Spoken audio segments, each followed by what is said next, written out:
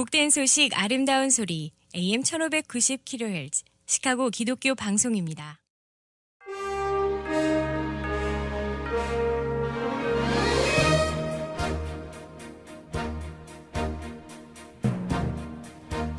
청취자 여러분 안녕하십니까? 3월 30일 목요일 KCBS 헤드라인 뉴스입니다.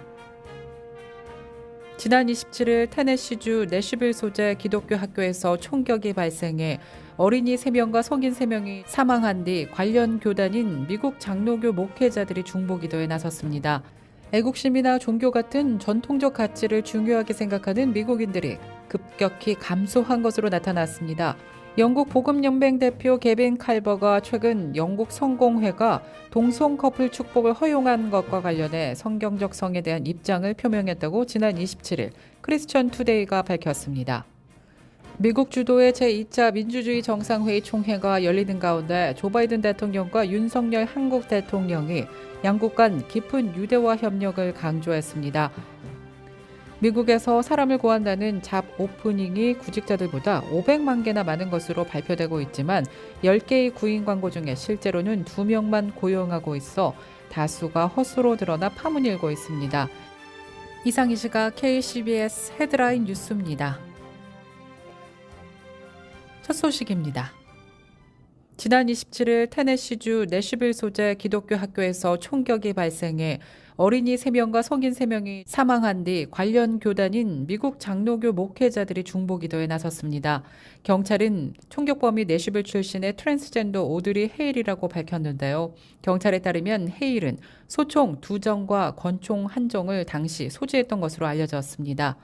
한편 이번에 희생된 학생들과 교직원들의 신원이 밝혀졌습니다.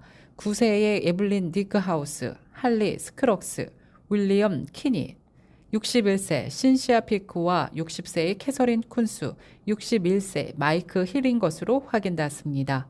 학교 측은 우리에게 많은 지지를 보내준 이들에게 감사 인사를 전하며 학생들과 교직원들을 보호하기 위해 신속하게 행동해준 최초 대응자에게 정말 감사하다고 밝혔습니다.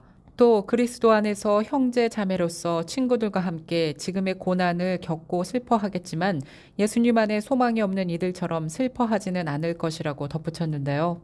내슈빌 존 드레이크 경찰서장은 이번 사건은 의도된 것으로 경찰은 학교와 보안 프로토콜에 대한 글과 상세 지도를 발견했다고 덧붙였습니다. 애국심이나 종교 같은 전통적 가치를 중요하게 생각하는 미국인들이 급격히 감소한 것으로 나타났습니다.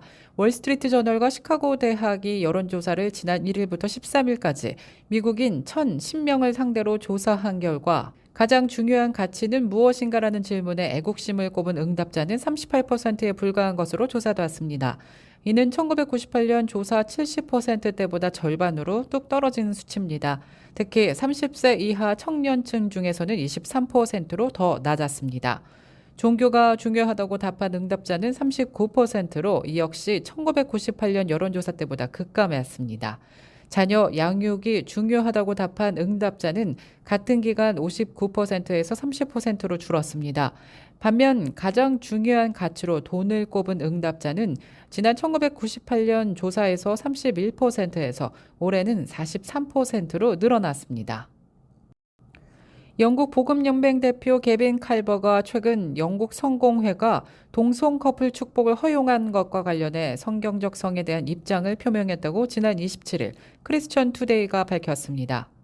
영국 교회의 방향에 실망한 복음주의 교인들을 지원하는 장소가 될 준비가 되어 있다면서 결혼에 대한 이해의 입장은 한 남자와 한 여자 사이의 평생 결합이라고 강조했습니다.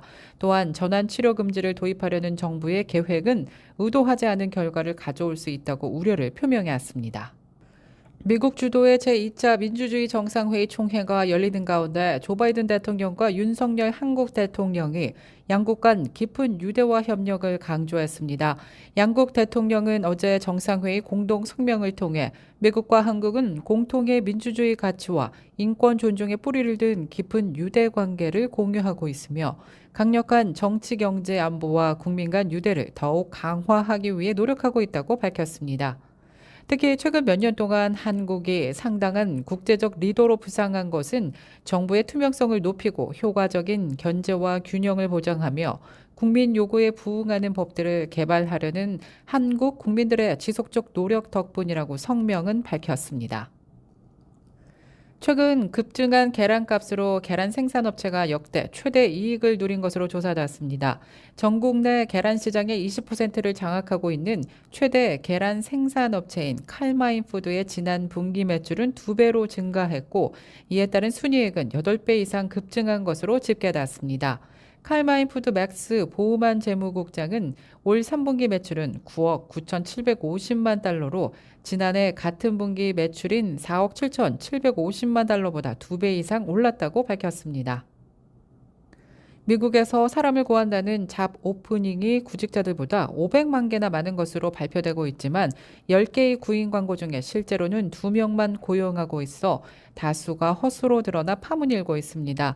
잡 오프닝이 부풀려져 있어 미국의 강한 고용 시장과 이에 따른 물가 잡기, 금리 정책까지 왜곡시키고 있다는 것입니다. 연방노동부가 민간 분석기관들이 이러한 통계를 근거로 미국의 고용시장이 극히 이례적으로 강하고도 뜨거운 열풍을 유지하고 있다고 강조하고 있고, 중앙은행인 연방준비제도는 고용 열풍을 보고 금리 인상폭을 결정해왔기 때문입니다. 1996년부터 2010년까지 태어난 사람을 일컫는 용어, 이른바 Z세대 아시안 10명 중 5명은 정신건강이 불안정하다는 연구 결과가 나왔습니다. 올해 보험회사 AXA가 진행한 정신건강과 회복 연구에 따르면 18세에서 24세 Z세대 가운데 정서적 스트레스와 기타 심적 장애로 고통받는 아시아인의 비율은 전체에서 14%에 달했습니다. AXA는 정신적 고통을 겪는 아시안의 전체 나이대 중 18세에서 24세의 비율이 가장 높았다고 설명해왔습니다. 설문조사 결과 이들 중 69%는 미래에 대해 불확실함을 느낀다고 응답했고, 49%는 직장 생활과 일상 생활을 분리하는 데 어려움을 느낀다고 응답했습니다. 또 47%는 직장 내 변화를 따라가거나 적응하기가 힘들다고 응답했습니다. 이어 해당 현상의 가장 큰 원인으로는 정신건강 악화를 손꼽았습니다.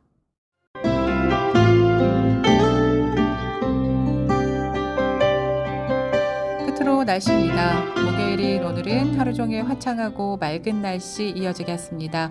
기온은 어제보다 소폭 오르면서 따뜻하겠습니다. 낮 최고 기온 52도, 밤 최저 기온 49도 예상됩니다.